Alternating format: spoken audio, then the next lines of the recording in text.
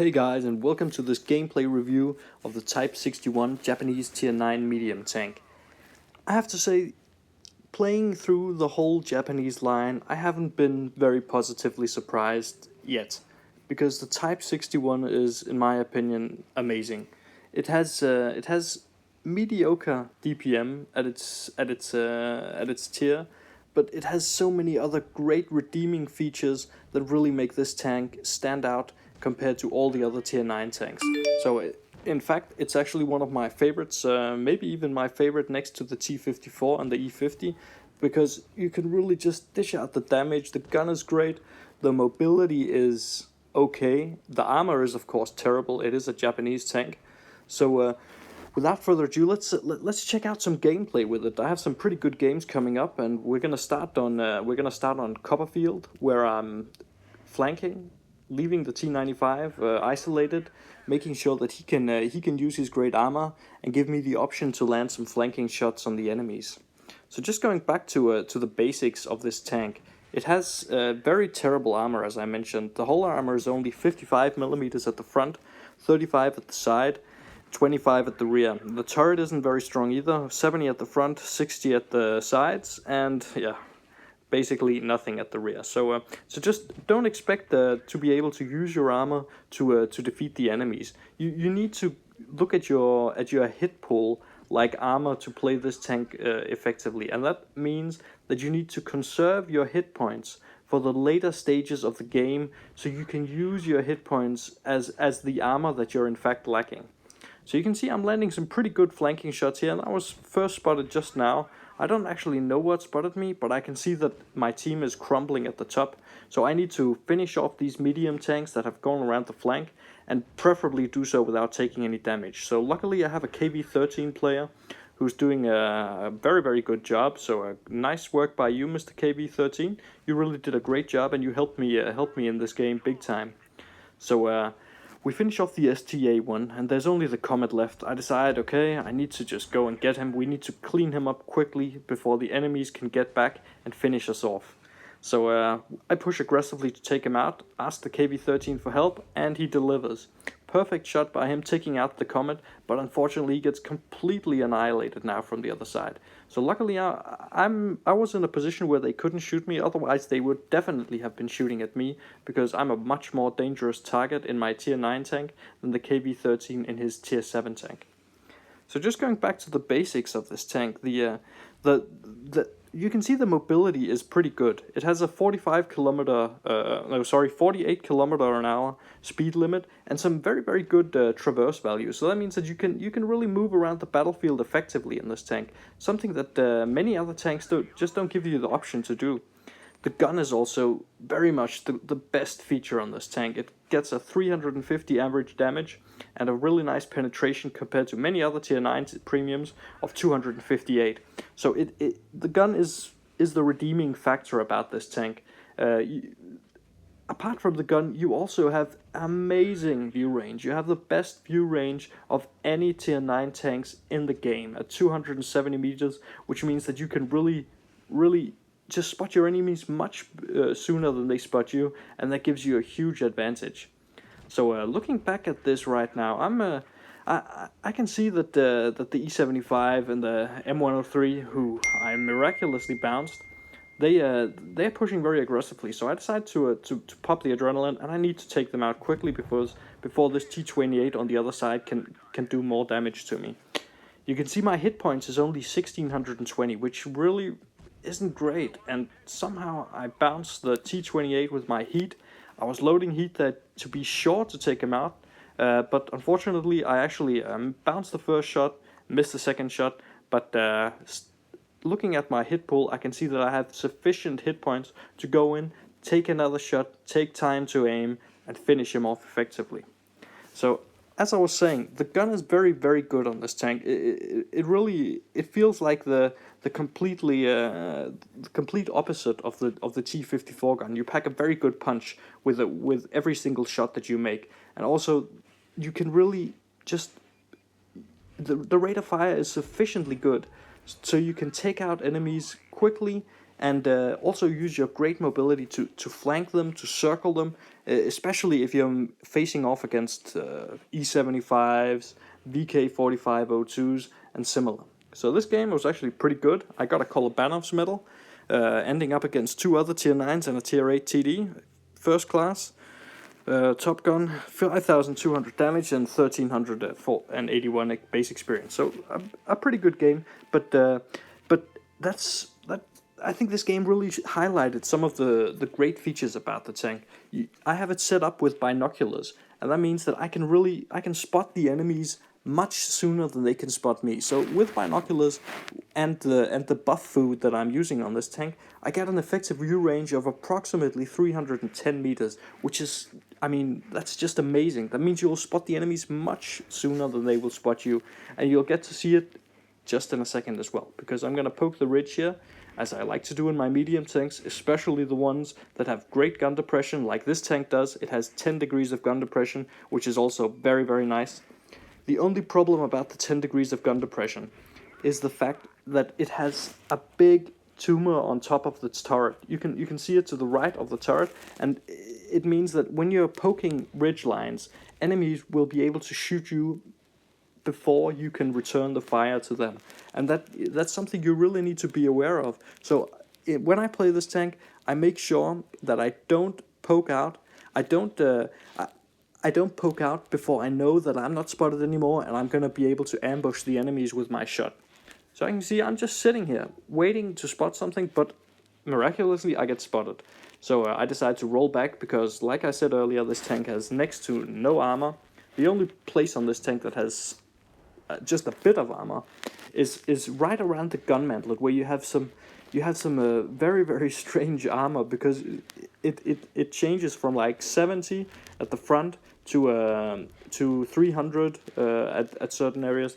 So you can pull off some miracle bounces in this tank, but just don't ever rely on your armor keeping you alive in a game like this, where the enemies have very, very big guns, high penetrating guns that can go through pretty much everywhere on your tank. So what you do need to focus on, however, is making sure that you make your shots count, because this tank is really only valuable if you make every, or pretty much every single shot with the tank count, because the accuracy isn't great, and the armor is so bad that you really need to make sure that the shots you get are the ones where you can reliably penetrate the enemies and make sure you do damage to them. You can see this IS-7 here. I'm kind of getting blocked by the Carnarvon here. He's going back and forth, and so am I. But I do manage to finish him off. And I did load a 30 heat shell, because I can see that we're under a bit of pressure here, and I need to make sure that I can help out my team and make sure that we have a chance to take the win here. So for the turret of the IS-7, I load another heat shell. I don't feel that there's any need for me to take a chance when I'm fighting against tier 10s who have very, very strong armor, such as the IS-7. The IS-7 can pretty much reliably bounce me every time if he's hulled down, at least when he's facing towards me. Even with heat ammunition, his turret is completely red to me. I do manage to pull off a miracle bounce there. I have no idea how that happened, but maybe I was at an extreme 70-degree angle. But I can see he focused away on me, so I go in for the kill. I take the tracking shot and decide to try to circle him. You can see the mobility is pretty good. I'm having a bit of a tough time getting around him, even though the turret or the track traverse is pretty good. So you need to occasionally switch between doing very, very tight turns and then doing longer turns, so you can get some distance where you build up a bit of speed. So now we're down to the fact that it's just me and the Carnarvon against these 4 enemies, and I know that I'm gonna take out the 54 and the IS-7. I decide to take out the IS-7 first, but my Carnarvon friend, he does a very stupid thing. He should just have waited. I would have killed that that T-54 in just a few seconds if he had only had a bit of patience. We would have been 2 against 2, and because I wasn't paying complete attention to where the enemies were and how much hit points they had, I at this point in the game, I don't know how much hit points they have left, so I decide to play it very, very cautiously.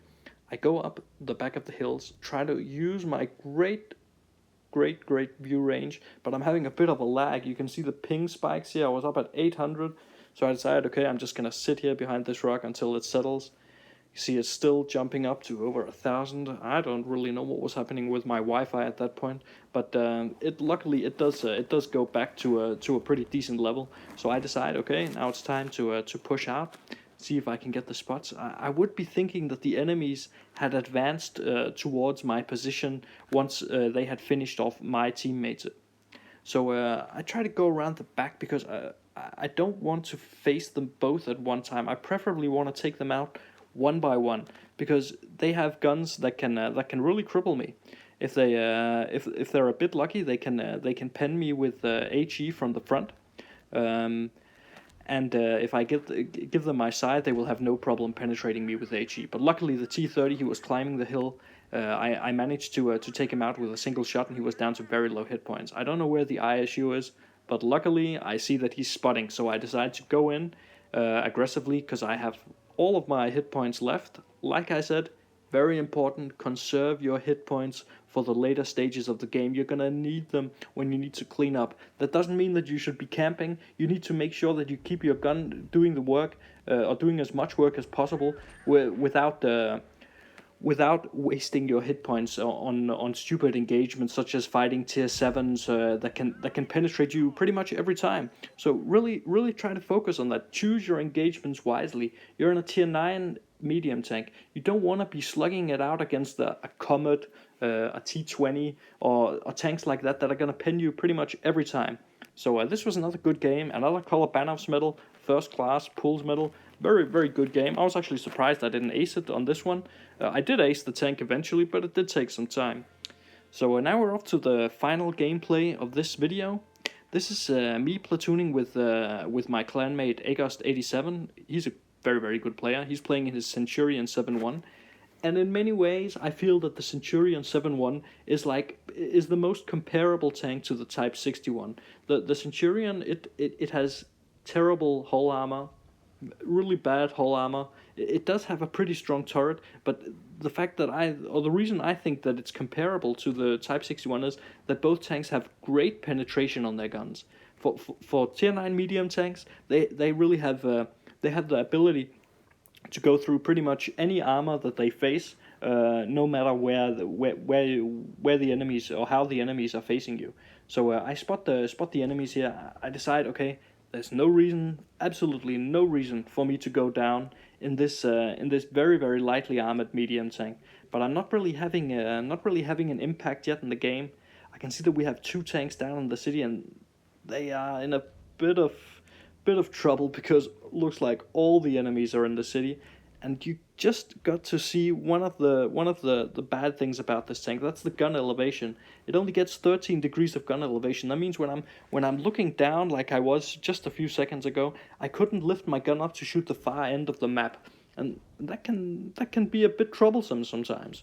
So luckily I do manage to land a first shot on the object 268. Still not getting spotted. You can see I'm using the bushes in front of me, the trees, for concealment.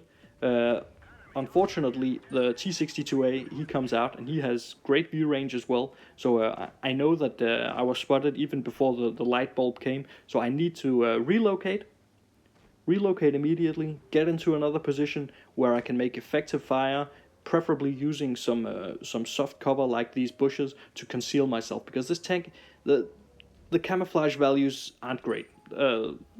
In all honesty, that you shouldn't rely on your camouflage unless you are hiding behind a bush or multiple layers of trees or stuff like that. So you see, now I'm pushing here, so I can use the bush right in front of me to make sure that the enemies who are in the cap circle, they can't see me.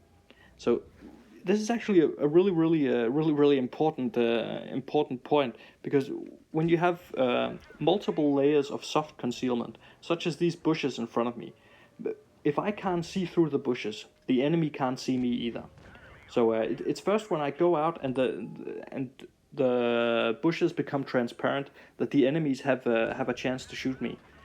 So I feel I'm in a very strong position here. I don't know what the T-62A he's doing. He's definitely not focusing on me, but I managed to take a couple of easy shots into his side, and hopefully I can keep him in place, but unfortunately he does repair. I decided not to use my adrenaline at that point, because I felt that we were gonna take out the the C62 regardless of me using adrenaline or not, and I really want to keep that adrenaline for really critical situations.